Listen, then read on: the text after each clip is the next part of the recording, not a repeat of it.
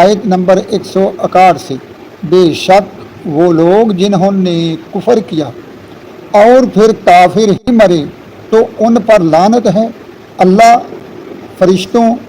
اور آدمیوں سب کی، ہمیشہ رہیں گے اس میں، نہ ان پر سے عذاب ہلکا ہو اور نہ انہیں مہلت دی جائے۔ اور تمہارا معبود ایک ہی معبود ہے، تو اس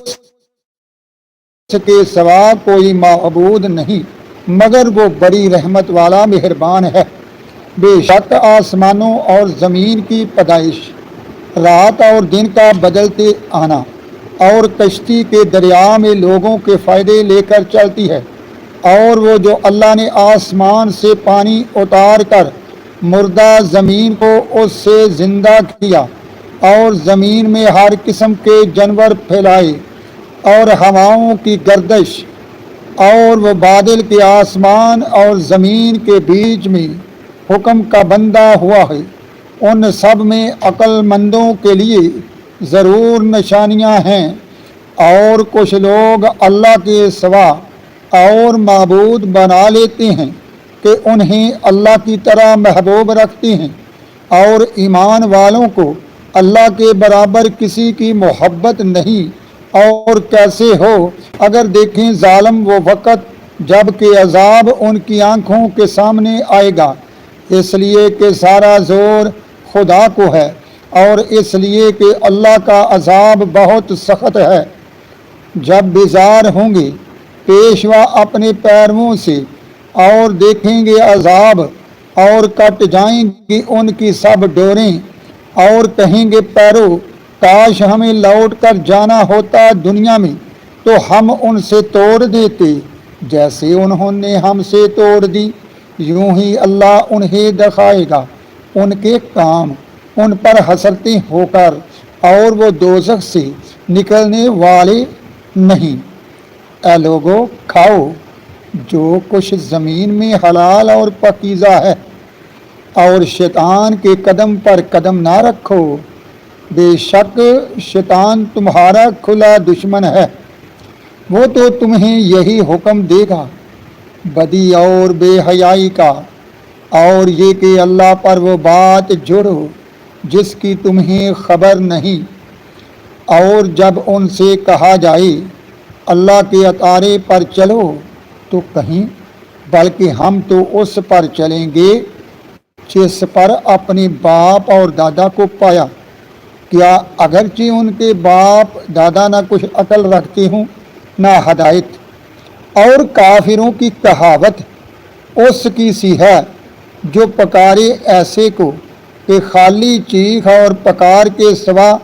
کچھ نہ سنے۔ بہرے، گونگے، اندھے تو انہیں سمجھ نہیں۔ اے ایمان والو، کھاؤ ہماری دی ہوئی ستھری چیزیں اور اللہ کا احسان مانو اگر تم اسی کو پوجتے ہو۔ اس نے یہی تم پر حرام کیے ہیں،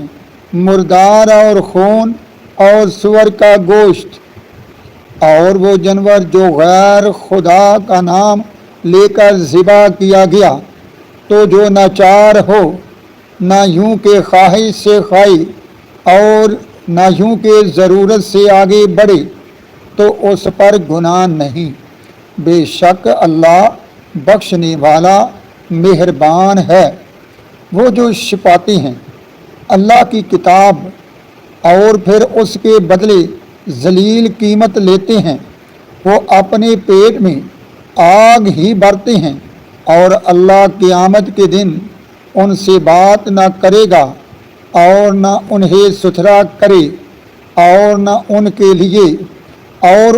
لیے دردناک عذاب ہے۔ وہ لوگ ہیں جنہوں نے ہدایت کے بدلے گمراہی خرید لی اور بخشش کے بدلے عذاب، تو کس درجہ انہیں آگ کی سہار یعنی برداشت کرنے کی طاقت ہوگی۔ یہ اس لیے کہ اللہ نے کتاب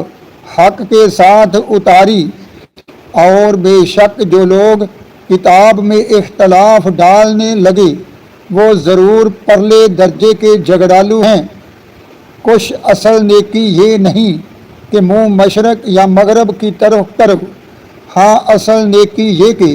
ایمان لائے اللہ اور قیامت اور فرشتوں اور کتابوں اور پیغمبروں پر، اور اللہ کی محبت میں اپنا عزیز مال دے رشتہ داروں، یتیموں، مسکینوں، راہگیروں، سائلوں کو، اور گردنیں چھڑانے میں، اور نماز قائم رکھے اور زکوٰۃ ادا کرے، اور اپنا قول پورا کرنے والے جب عہد کریں، اور صبر والے مصیبت اور سختی میں اور جہاد کے وقت یہی ہیں وہ لوگ جنہوں نے اپنی بات سچی کی، اور یہی لوگ پرہیزگار ہیں۔ اے ایمان والو، تم پر فرض ہے کہ جو نہ حق مارے جائیں یعنی شہید ہو جائیں، ان کے خون کا بدلہ لو، آزاد کے بدلے آزاد، غلام کے بدلے غلام، اور عورت کے بدلے عورت، تو جس کے لیے اس کے بھائی کی طرف سے کچھ معافی ہوئی تو بھلائی سے تقاضا ہو اور اچھی طرح ادا، یہ تمہارے رب کی طرف سے تمہارا بوجھ ہلکا کرنا ہے، اور تم پر رحمت۔ تو اس کے بعد جو زیادتی کرے تو پھر اس کے لیے اللہ کا دردناک عذاب ہے۔ اور خون کا بدلہ لینے میں تمہاری زندگی ہے اے عقل مندو، اس لیے کہ کہیں تم بچو۔ تم پر فرض ہوا کہ جب تم میں کسی کو موت آئے، اگر کچھ مال چھوڑے تو وصیت کر جائے،